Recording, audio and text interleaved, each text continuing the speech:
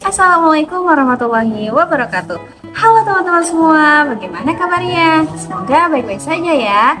Perkenalkan, nama saya Aisyah Mulisa Insani dengan NIM 2024-160-110023 dari Program Studi Pendidikan Matematika Universitas Muhammadiyah Malang. Kali ini kita akan membedah secara mendalam tentang sebuah konsep yang sangat fundamental dan dalam dunia pendidikan, yaitu taksonomi Bloom. Yuk, langsung saja kita mulai bahas. Teman-teman, taksonomi Bloom ini bukan sekedar teori biasa loh. Ini adalah kerangka berpikir yang digunakan di seluruh dunia untuk mengelompokkan tujuan pendidikan berdasarkan tingkat kerumitan berpikir anak. Teman-teman penasaran nggak sih dari mana asal kata taksonomi? Jadi kata ini diambil dari bahasa Yunani yaitu tasin, yang artinya menggolongkan, dan nomos yang artinya aturan. Singkatnya, taksonomi adalah kegiatan menggolongkan aturan-aturan tertentu. Secara istilah dalam pendidikan, taksonomi Bloom adalah proses mengelompokkan tingkat berpikir manusia, mulai dari yang paling rendah sampai ke tingkat yang paling tinggi.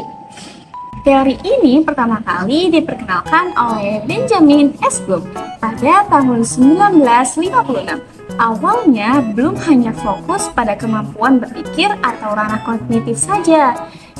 Tapi seiring perkembangannya zaman, pada tahun 2001, murid Bloom yang bernama Lauren Andreson bersama kawannya David Cradwell melakukan revisi agar teori ini lebih relevan dengan pendidikan modern. Perubahan yang paling mencolok adalah pengubahan kata benda menjadi kata kerja untuk setiap levelnya agar lebih berorientasi pada tindakan nyata. Menurut Bloom, tujuan pendidikan itu harus mencapai 3 domain atau ranah utama agar hasilnya menyeluruh. Apa saja itu ya? Yang pertama ada kognitif. Ini urusannya dengan kepala atau kemampuan intelektual kita seperti berpikir dan pengetahuan. Dan yang kedua ada afektif. Ini berkaitan dengan hati atau perasaan, emosi, dan bagaimana kita bersikap. Dan yang terakhir, ketiga, yaitu psikomotorik.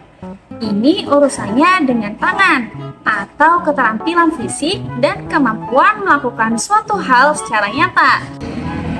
Sekarang kita akan bedah ranah kognitif yang sudah direvisi ya teman-teman.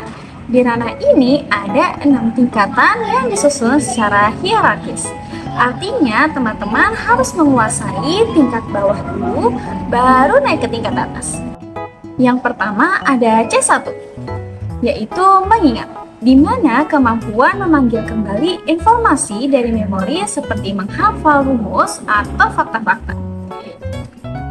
Kedua, yaitu C2, yaitu memahami, menjelaskan ide atau konsep pakai bahasa sendiri. Ketiga, ada C3, yaitu menerapkan, yaitu menggunakan informasi yang sudah dipelajari dalam situasi baru. Misalnya pakai rumus matematika sendiri untuk menyelesaikan soal-soal cerita. Selanjutnya ada C4, yaitu menganalisis, di mana pemecahan suatu informasi jadi bagian-bagian kecil untuk mencari hubungan antara bagian itu.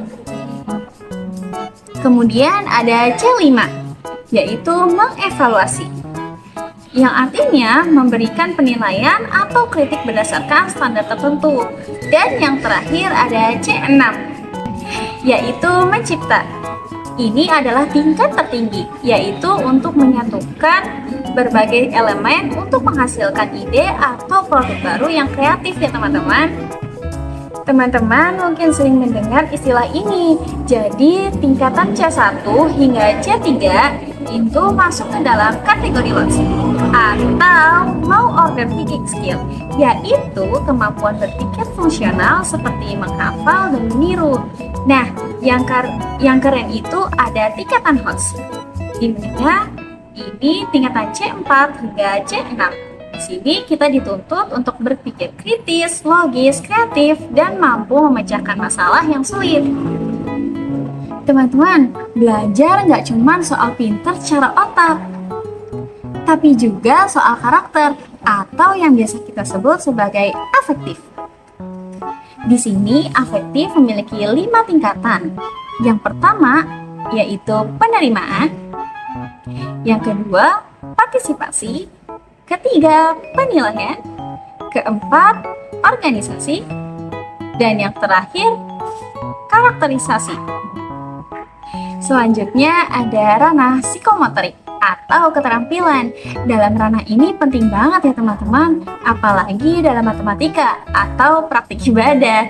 Tingkatannya mulai dari persepsi, kesiapan, kreativitas, atau organization, di mana kita bisa menciptakan gerakan atau cara baru sesuai inisiatif sendiri. Nah, teman-teman, kenapa sih taksonomi Bloom itu penting? Sebagai penutup di slide terakhir ini, kita harus tahu dulu bahwa taksonomi ini membantu guru merancang tujuan pembelajaran yang jelas dan terukur. Bagi kita sebagai mahasiswa pendidikan, teori ini sangat berguna supaya kita bisa membuat materi ajar yang nggak membosankan, menantang kreativitas siswa, dan mempersiapkan mereka untuk menghadapi tantangan di masa depan. Nah, teman-teman, itu tadi penjelasan lengkap mengenai taksonomi Bloom. Terima kasih banyak sudah menyimak video ini dari awal hingga akhir ya.